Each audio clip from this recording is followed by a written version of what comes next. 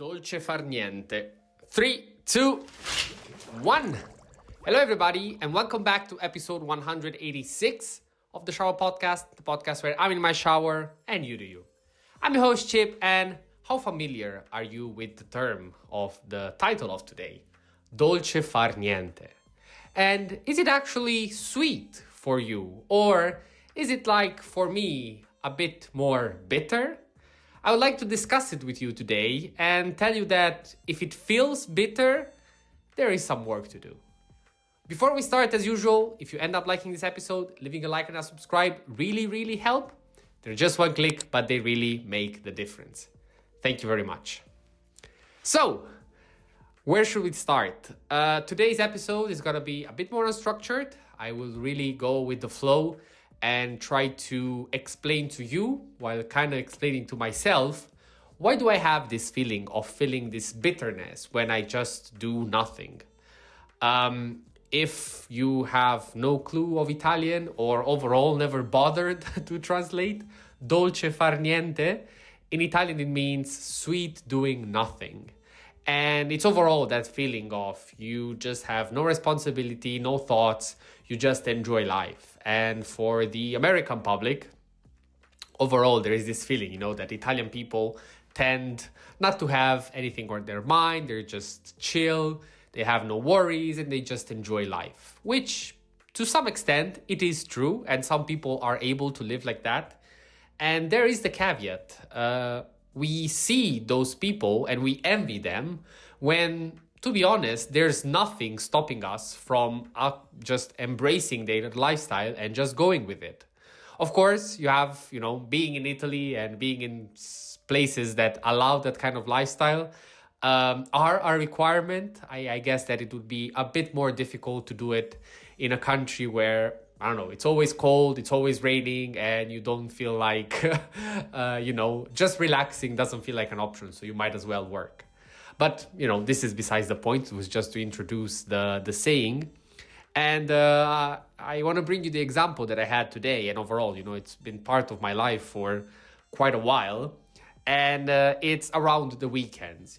Today, last night I went out with my girlfriend and some friends of hers. And then we slept at hers, and then I slept in at her place. And I was actually quite tired from the day before, so we slept in until, let's say, later during the morning.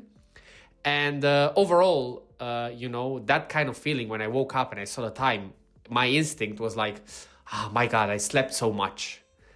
And I say it's an instinct because it's just the first thought that I had, but then I realized, I was like, do I really have to do something today? Not really. Is it something pressuring me? Not really. So why am I not able to enjoy this doing nothing and enjoy the day without trying to overcomplicate things? And whereas, my thought was like, okay, but I have to find time to do the episode. Then I would like to do some same things at home. I would like to train. Maybe I should make some time for studying or researching subjects for the podcast. And, my mind went places. And this can be problematic for the fact that there is a reason why it's called dolce far niente. Otherwise, they would have called it bitter far niente, or just something that you cannot always enjoy. Instead, you should always enjoy it. And I feel like it's very complicated if you have a mind like mine, but I'm sure that many of you listening also share this kind of, let's say, mentality, since the moment that you try to get into self-improvement, there is a small percentage, but it's always there, that you fall into the toxic part of it, where every moment should be used. Maybe you can define it as a bit of the hustle culture, again, the more extreme one of it, but it's still part of it, where every moment should be used, utilized, and should leverage all your attention in order to get better. Because any moment that you don't use to get better, it's a moment lost. And even though it is kind of true and it's hard to argument directly with that reasoning, the simple thing that can be said is that not every moment is equal. And there is also the possibility of doing a lot in a short amount of time, depending on the status in which you're in. And this is a bit the point that I want to get to, is that the moment that you fight this sense of relaxation, when you're just doing nothing, but your brain feels like it has the urge of accomplishing something. I made the example today because, I actually embraced it in the end today, and I was happy to do so. That's also why I'm here to tell you. But we went to a small public pool just to relax because it was extremely hot. And I was like, I could have brought a book though. I was like, why did you have to bring a book? Why can't you just enjoy the time, do nothing, accept the fact that a day is passing by and that's just fine. It's hard. It's very hard. And I feel like it's also hard to explain, to the people that don't experience it, because it seems ludicrous. Why would you stress about not doing stuff while you're in a place where you should just relax? And that is fair and all, but at the same time, it's not so easy.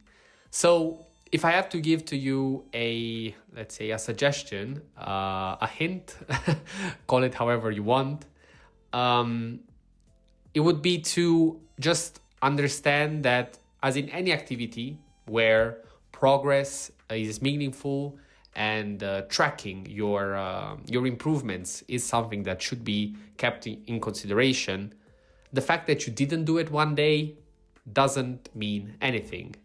It's only in the long run, and if you actually start creating long pauses in which you don't do something, then you can actually see some disadvantages. So there it was. This was a bit of a more relaxed episode of the Shower Podcast, reminding me of the first days. But I think it's meaningful because, in the end, it is the truth remains that this podcast has as the first listener myself, and it's meant for me to, let's say, try to challenge and battle the things that I want to improve on, and maybe, bring some other people along the way. Having said that, thank you very much for listening. As always, if you end up liking this episode, leaving a like and a subscribe really, really help. This was the Shower Podcast, and until the next one, stay consistent, stay resilient, and see you tomorrow.